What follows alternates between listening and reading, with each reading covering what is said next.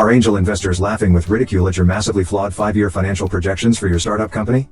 Thanks for taking the time to watch this crucial tutorial, which is must-see TV for the executives of your company, because your startup is in major jeopardy, both from not being able to raise your funding but also because you're going to run out of money and runway much sooner than you think, making your business plan all but worthless. All of this was probably caused by you making an early-on micro-decision that seemed so right at the time, and now it is jeopardizing everything about the future of both you and your startup company. Hint: if they are laughing at your financials, they almost certainly will not be an investor in your deal. The purpose of this tutorial is to teach you what you need to know so that you and your company are taken seriously once you change the driving assumptions for your financial projections so they are both achievable and believable, and acceptable in the eyes of prospective angel investors. Be sure and watch this entire tutorial to the end because I'm going to cover a couple of dozen very specific items that you need to consider changing on your current financial projections before you show any of your documents to prospective investors. Testing 1 2 3. Can you hear me now? By the way, you might find my first attempts at AI art interesting. All but a couple of the images in this tutorial were created from scratch by me playing around with free AI art creation software called Easy Diffusion. By simply typing in a very long and constantly evolving string of words associated with angel investors, I created hundreds of great angel investor images that corresponded with my words. I've used about 3 dozen of them in this presentation. Now back to our regularly scheduled program, the intense, gripping, cliffhanger drama about whether your startup company survives. All BS aside, what you can learn from this tutorial may be life and death for your startup company, both for your fundraising and your company's operations. I know what you're thinking: this is just more clickbait and meaningless hype to sell me something. Watch the first 5 minutes of this tutorial and see if I can change your mind about how important this is to your future and the future of your startup company. Based on my 4.5 decades of raising investor capital from angel investors, and my review of more than 5,000 business plans and their financial projections, I have seen uncountable mistakes that absolutely kill the company's chances for any success at raising investor capital. However, one outrageous set of financials came across my desk last week that compelled me to stop just about everything that I was doing and produce what I hope is going to be a pivotal tutorial and give back to so many other entrepreneurs who are struggling with their own startup companies. In this case, the entrepreneur was showing that his startup company was going to go from just an idea with zero implementation, zero traction, zero revenues to generating over $10 billion in revenues only 36 months after he received what he thought was the right amount of investor capital to implement his plan. Revenues of $10 billion with a B. 36 months. With a total of only $100,000 a year spent on all advertising and marketing. On top of all that, his pre-money valuation was priced at $50 million when the only assets of the company were a half-baked idea and a very badly flawed set of financial projections. Don't get me wrong. This young man is incredibly brilliant with a brain that's enthusiastically going 1,000 miles an hour. Unfortunately, he's enthusiastically going in the wrong direction. All of this is because nobody ever taught him what was necessary for creating achievable and believable driving assumptions for his financial projections. I absolutely hate watching startup companies fail. It's by far the worst part of my job. I've worked with thousands of startup companies during the past 3 decades. Too many fail because they come to me for help when it's too late because their runway is too short, or even completely gone. Others fail because they either don't recognize or won't fix the deal killer driving assumptions for their 5-year financial projections. This causes them to be rejected by angel investors. It also causes them to be completely clueless with regard to their capital requirements and cash flow and cash balance, which almost always means that they run out of cash, which almost always means that they go out of business. My hope is that this tutorial makes its way to the eyes and ears and brain of some of those entrepreneurs with all those organs open enough to benefit from the dozens of insights I've shared here about raising investor capital that I've learned during the last 4.5 decades. I've been doing this for a long time. During the past 4.5 decades, I calculate that I have reviewed well over 5,000 business plans and financial projections, both for my own companies and also for the thousands of startup companies that have consulted with me. I also calculate that less than 100 of the 5,000 and maybe a slight majority of their driving assumptions that would be considered believable and achievable for their financial projections. 100. I'm not talking about plus or minus 10% wrong. I'm talking about massively wrong, critical, pivotal driving assumptions that are going to be quickly and almost automatically and rightfully rejected by most or all angel investors. And here's the first rub: because the angel investors are smart enough and experienced enough to recognize the bad numbers means that they are probably right. Here's the second rub: if you are depending on these projections to plan the future of your startup company and its cash flow and its bank balances and its runway, every one of those critical numbers is going to be wrong and you're probably going to run out of money a whole lot faster than you expect. Here's a secret: more than 98% of those 5,000 plus companies I just mentioned totally missed the mark when it came to their business plan focus, their business model, and almost all of these left out 3 critical slides in their pitch deck. But, most importantly, almost all of these royally screwed up their 5-year financial projections and don't even know it, which means they don't know they need to fix their financials. This 98% of all startup companies are absolutely killing their chances to successfully raise angel investor capital, which is pivotal to their success. Just because angel investors tell you no does not mean that they are evil, fallen angels at the beck and call of the devil. Okay. Maybe some of them. But no more than there are in the general population. Put yourself in the mindset of the angel investor who is objectively seeking a worthwhile investment for their family that offers a motivating ROI with mitigated risk. Does your deal offer this motivating ROI based on believable and achievable driving assumptions? What is the inherent risk behind each and every driving assumption for your financials? Remember, on this last point in particular, each of these inherent risks also affects your future and your company's future if your company runs out of cash. Hint, if your bank balances all go to zero, you're technically bankrupt. This may be one of the most important perspectives you learn in this tutorial. Exactly what would a stranger have to do, and say, and show you, to convince a very skeptical you, to mostly believe your deal's driving assumptions? And convince and motivate you to stroke a $100,000 check to invest in your deal if you are an angel investor who doesn't know you. You might want to listen to the above information 2 or 3 times to let all of the nuances sink in. In today's world, almost everybody is a skeptic, if not a cynical skeptic.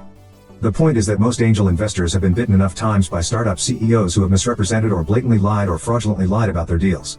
These deals probably lost virtually every angel investor a significant amount of money, including more than one deal where they lost every cent of their investment.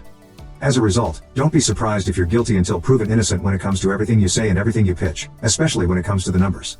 My guess is that you might be just as skeptical and just as cynical yourself if you pitched your deal to yourself if you were a stranger. An old adage of selling is the term know, like, and trust.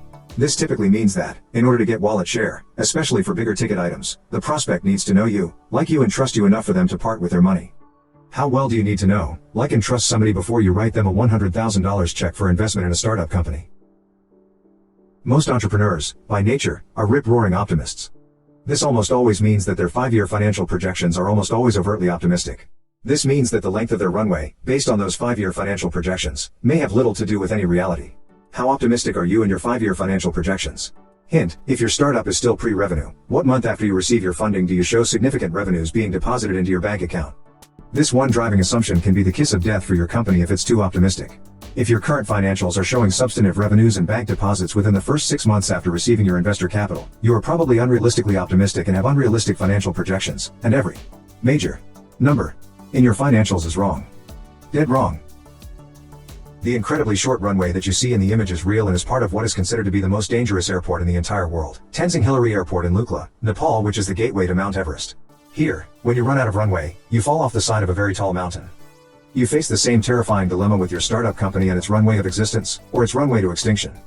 You may not consider yourself a math person or someone who totally understands financial statements, but you have got to understand these simple formulas because your startup company's existence depends on them. Your company's runway of existence, in months, equals cash reserves divided by monthly negative cash flow. This calculation equals how many months until you and your company totally run out of money. If your 5-year financial projections are wrong, then your assumed runway of existence is really wrong. Which probably means that it's really your runway to extinction. Bad or bogus driving assumptions equals bad or bogus financial projections.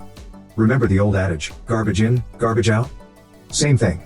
If the driving assumptions for your 5-year financial projections are bad or bogus, the formula-derived projections are at least equally bad or bogus.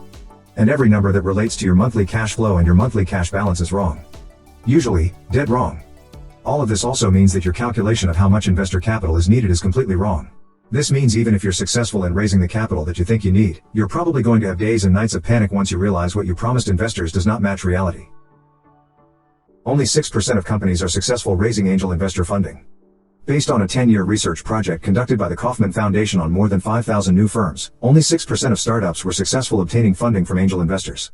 2 of the major reasons for the 94% failure rate are bad financial projections generated from bad driving assumptions, and their flawed, unrealistic, unachievable, unbelievable business model.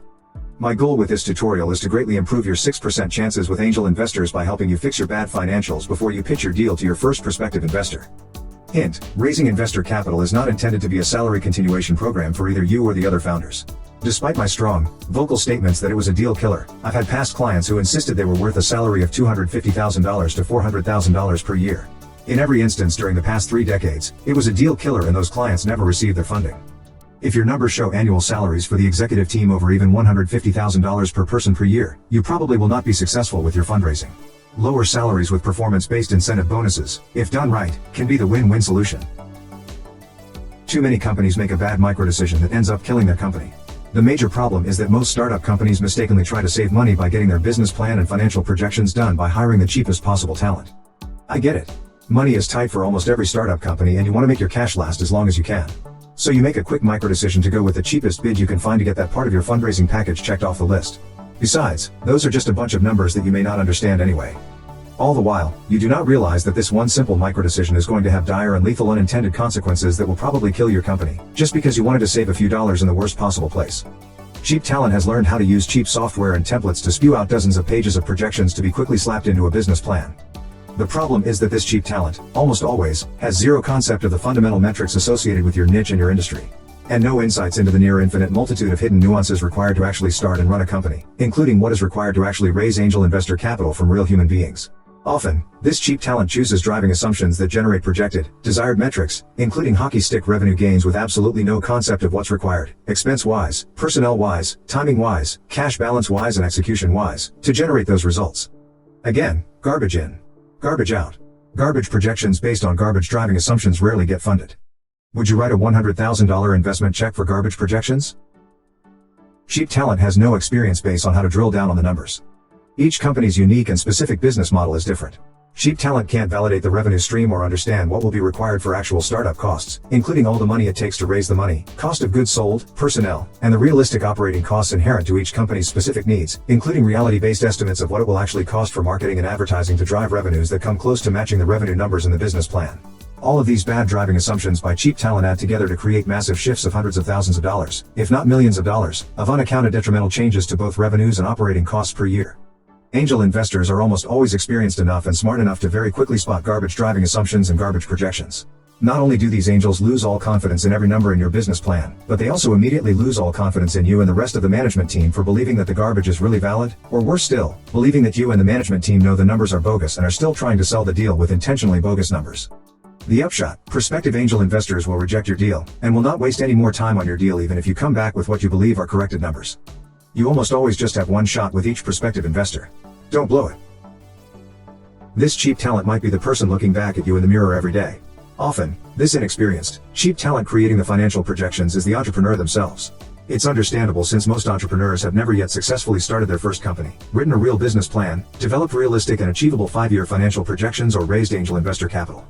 45 years ago, I, too, was cheap talent.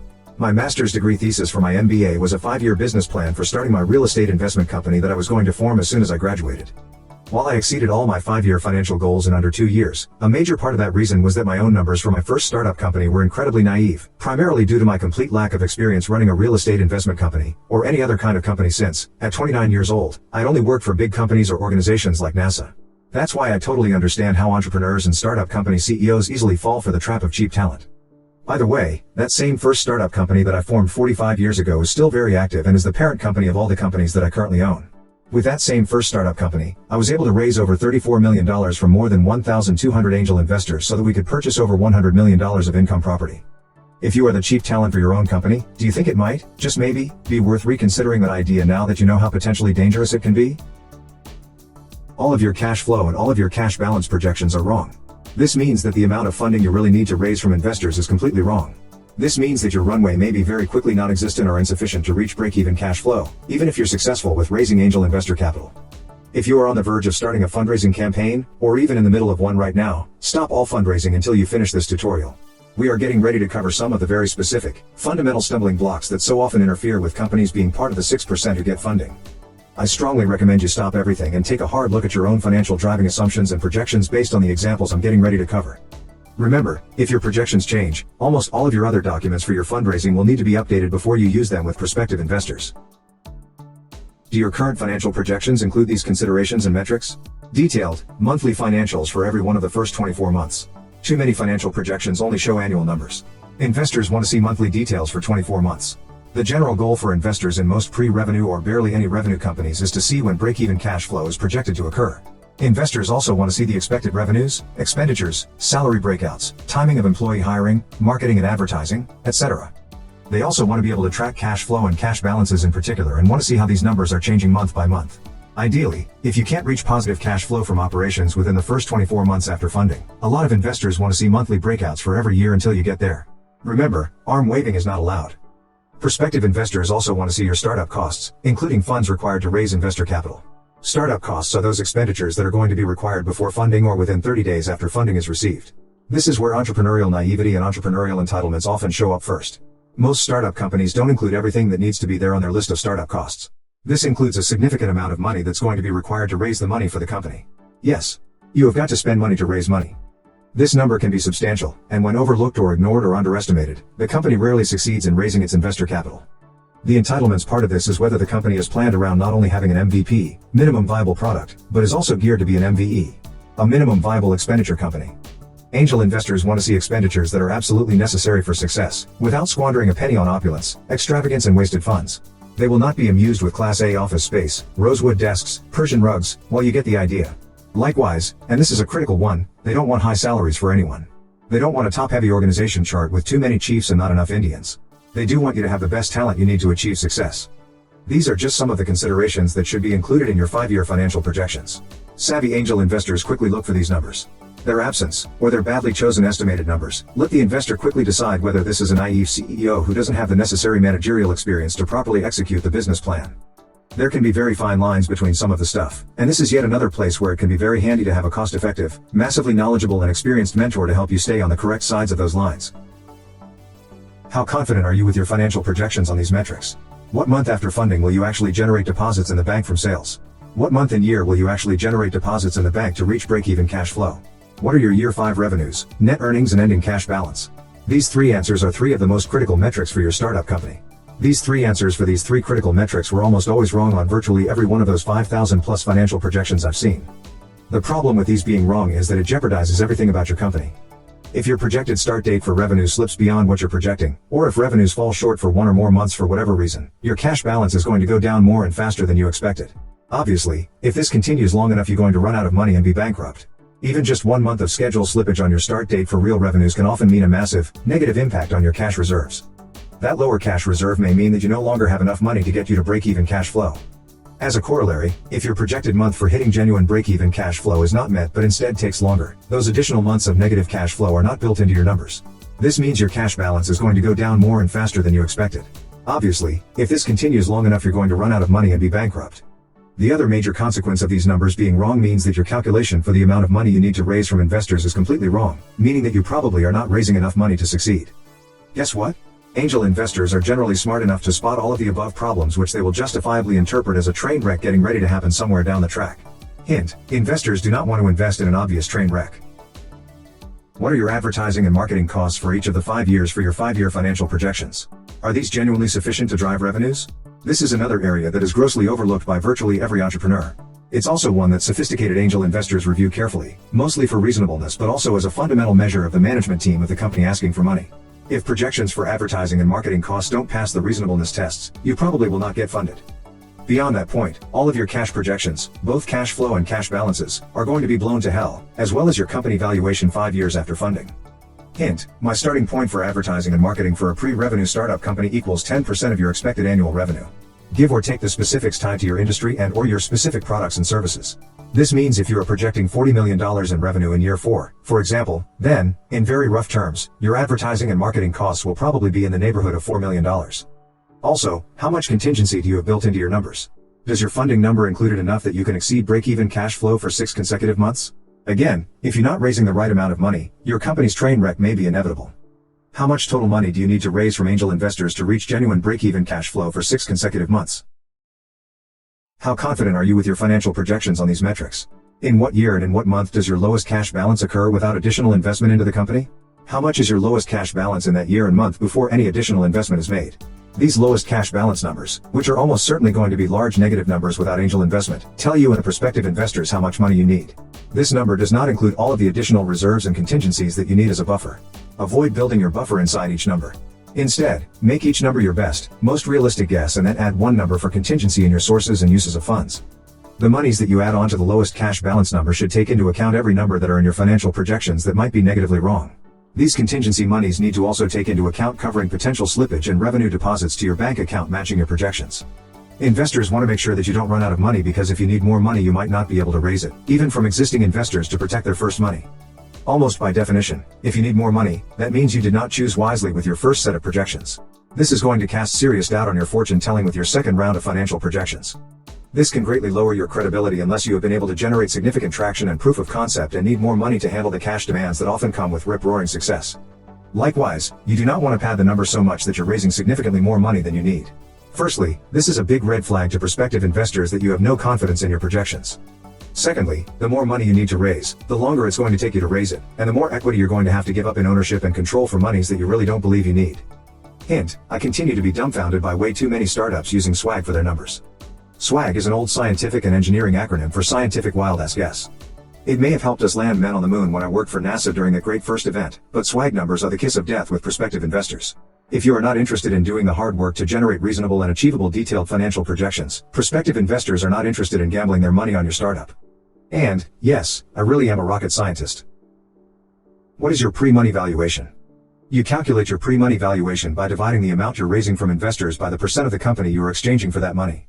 And then from that calculated amount subtracting the amount of money that you raised. For example, assume you are raising $2 million for your startup company and exchanging 33.3% of the company ownership for that $2 million. This means that our pre-money valuation is the $2 million divided by the 33% ownership you are exchanging for the money minus the $2 million equals a pre-money valuation of $4 million. That's how you calculate it. Startup companies want the pre-money valuation high, the investors want the pre-money low. So, what's the right number to motivate enough investors to write the check? There are a lot of moving parts when it comes to this number. The problem occurs when the startup company wants to give away as little of the ownership in the company in exchange for the dollars being raised. When the startup company gets too greedy and gives away too little percentage ownership, the pre-money valuation skyrockets beyond what is acceptable.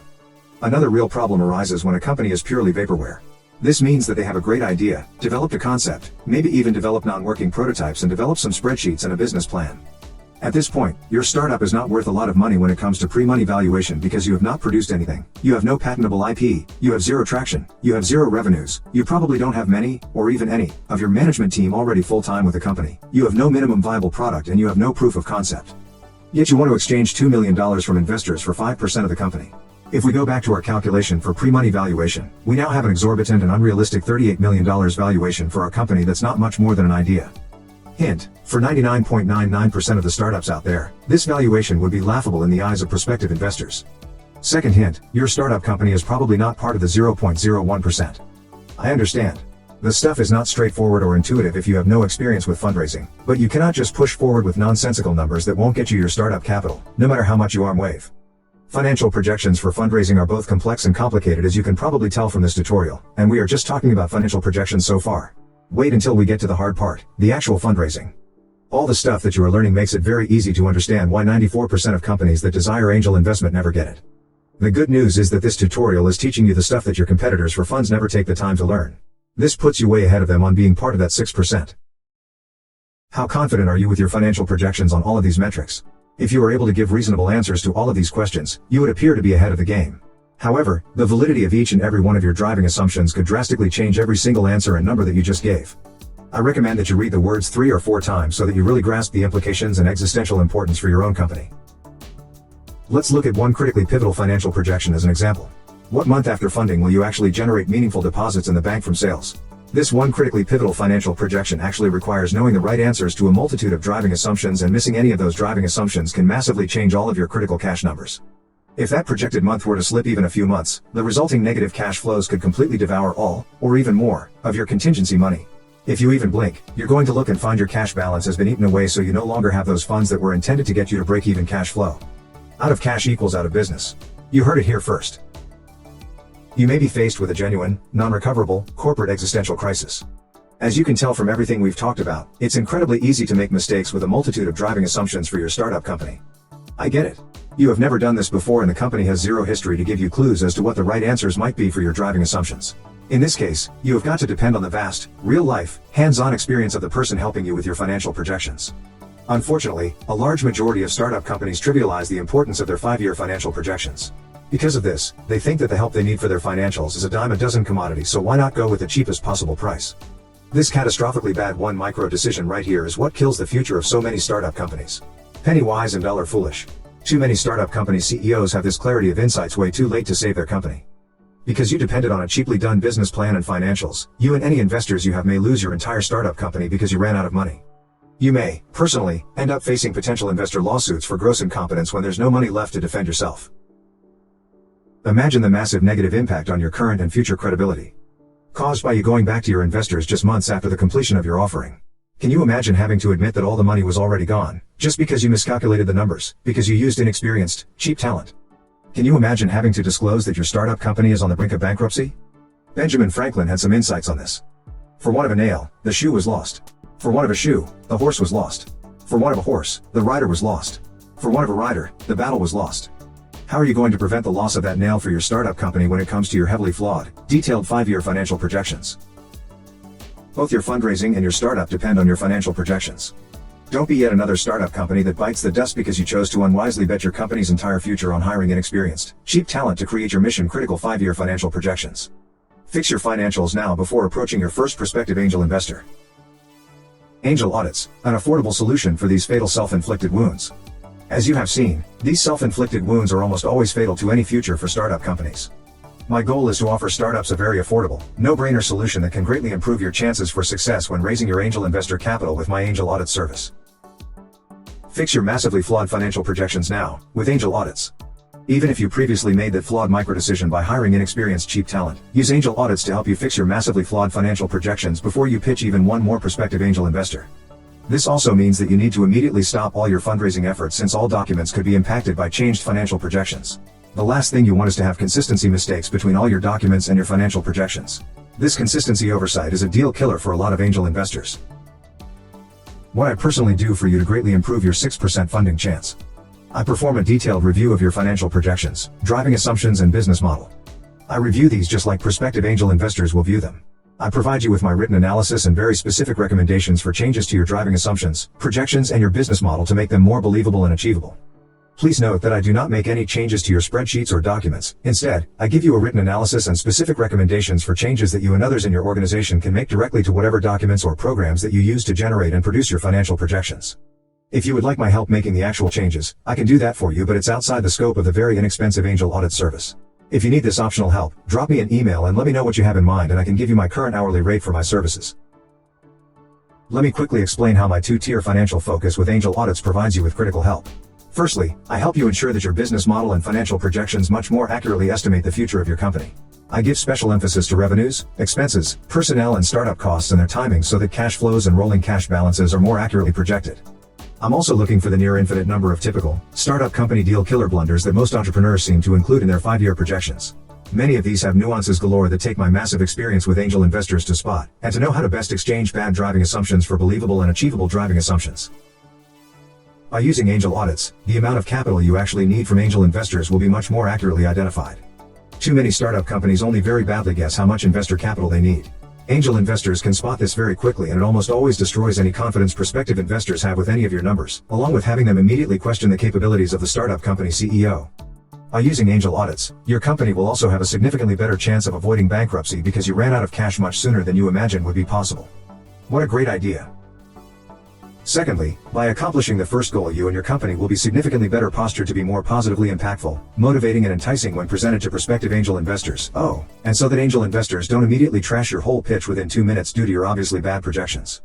The really frustrating part about this result is that the angel investor never takes the time to drill down on your vision of your company and its products and services, and how beneficial they can be to your target audience and the kinds of real profits that can be earned. I get it. The angel investors can end up with 200 new deals a day, or even more, with pitch decks and financial projections from other entrepreneurs touting their deals and directly competing with you for the angel investors' time and their limited investment dollars. Angel audits helps you rise above all that competitive noise so that your story can be heard. All things considered, especially all things currently being risked, can you afford not to immediately grab all these benefits of angel audits as significant, very affordable insurance against some of the multitude of downsides you and your company face without this great, very affordable service? I have 4.5 decades of 5,000 plus direct applicable experiences.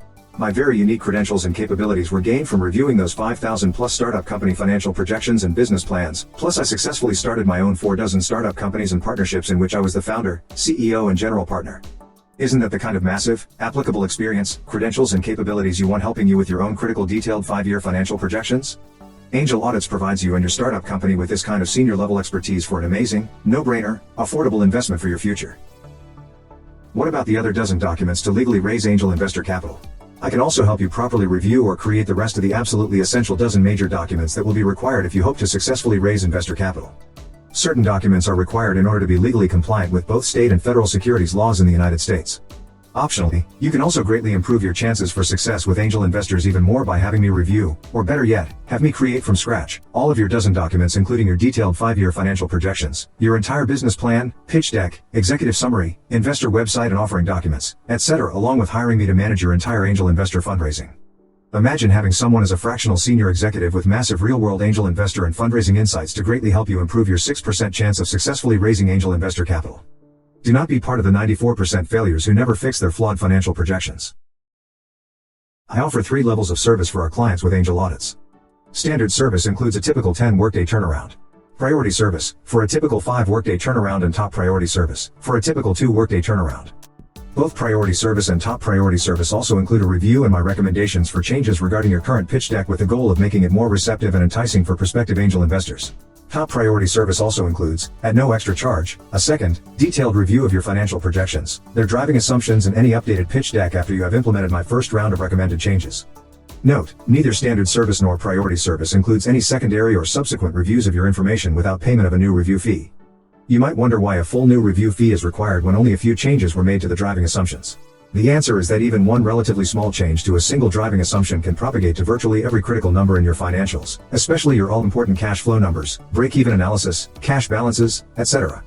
As a consequence, I need to check all of your numbers again to see if the small changes you made in the driving assumptions have created additional issues for you. Remember, the top priority service includes a second detailed review of everything for no extra charge and 2 reviews of your pitch deck.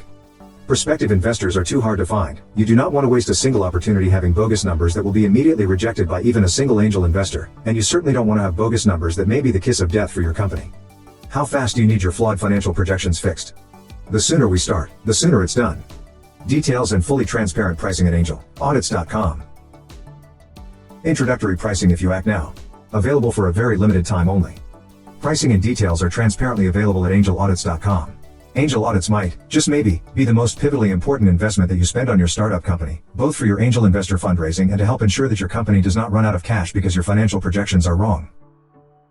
For the past 30 years, I have helped startups start and stay started by focusing on helping startup and emerging companies with their business planning, fundraising, implementation and mentoring of the CEO and other senior executives.